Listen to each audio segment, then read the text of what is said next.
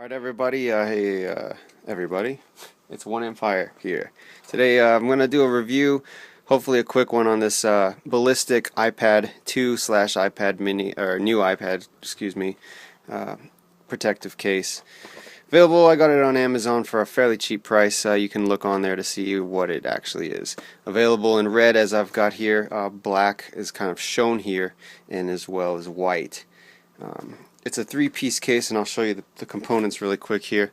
Here's the first part. It's a silicone jacket with reinforced silicone, really thick rubber silicone, again, corners, which is going to provide most of your impact resistance. It's going to be the impact zone. And it's complete, with a camera hole right there. Second piece that goes on is the actual hard plastic protection. It's quite thick and robust feeling. It's a one piece here, so if you spill something on the back, the only problem would be possibly with your camera. This is the part that adds the rigidity to your device. So again, here's the device. It's got its own screen protector on it because the Ballistic does not come with one. I prefer that because there's different types of screen protectors, whether you like the clear one, which allows you to see the Retina display better, or if you prefer the matte finish, which helps with the reflections like you can see right here.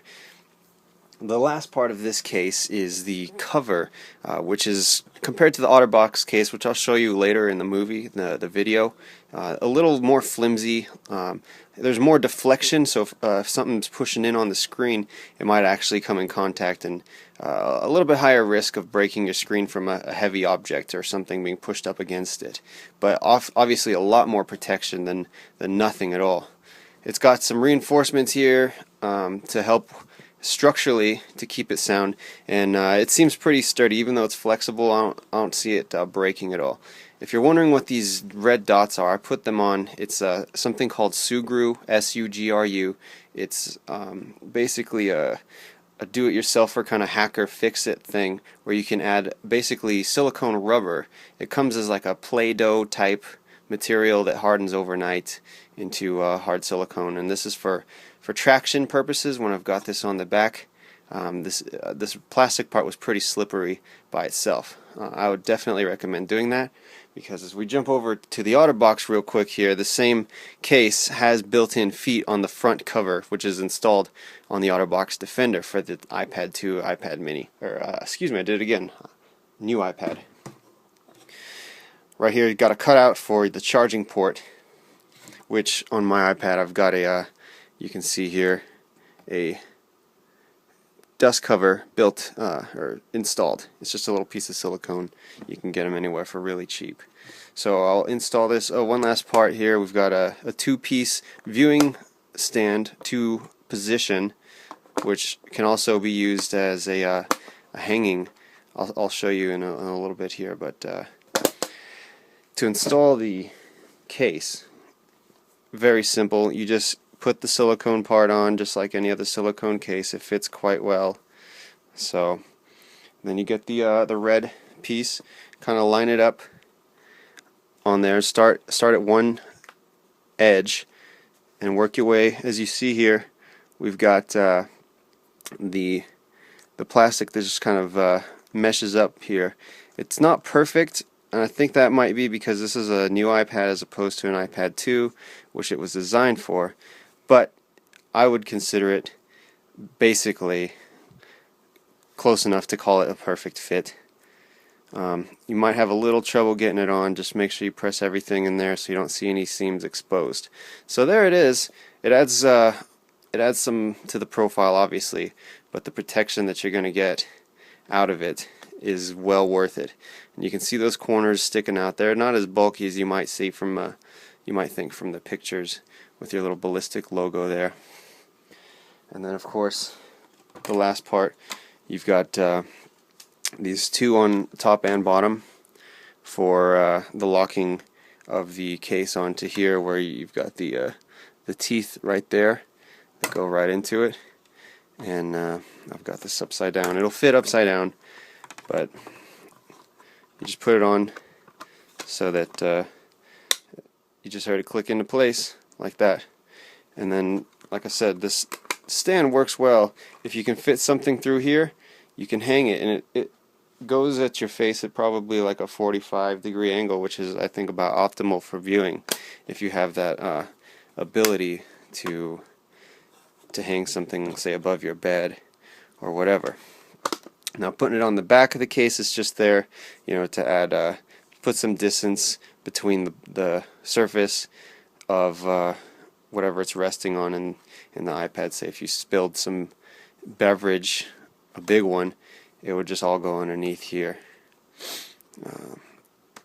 Again, with it installed, you can still use the charger and it'll work just fine. Got your camera hole there as well, and that's it. Compared to the OtterBox Defender case, let me put the cover on the front here and you can compare the dimensions. Basically, they're the same. The OtterBox is noticeably heavier, which is something that's a downside in mine, probably most people's opinions. The front cover is more robust, but we'll go ahead and pull that off real quick here. The OtterBox is attached at all four corners, as opposed to just the top and the bottom. The OtterBox also has the built-in screen protector, which again I'm not a fan of, and you have a covered home button versus exposed here. Your screen real estate area seems bigger, even though the screen itself only comes from where that black, you can see the line and the reflection there. But it gives the appearance of a larger screen than the OtterBox does. I mean, you have some protection there, but I don't necessarily feel that it's needed when you have these extra thick bumpers that, as you can see, kind of go up beyond where the iPad is. So even if you drop it face down like I have, you get awesome protection. Where this, it's a little iffy. You got hard plastic here, hard plastic here. Again, not a fan. You do have the opportunity to show off your Apple logo right here if you're one of those types of people, where in this one no one knows what kind of device you're using. Again, I'm into that more than the OtterBox. You do have a built-in cover here, which the Ballistic Case does not, and also right here, where on the Ballistic Case you've got the good rocker switches. They have awesome tactile feedback, and then this is a good access to your slider switch here. You do have a microphone hole as well, just like on the OtterBox case. This is basically coming to an abrupt end here, but I think I've finished talking to all the points that I felt necessary.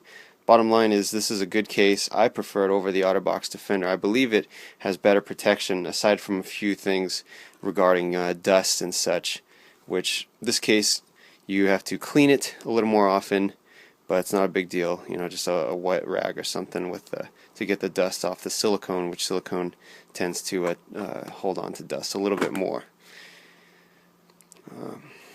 Other than that, thanks for watching.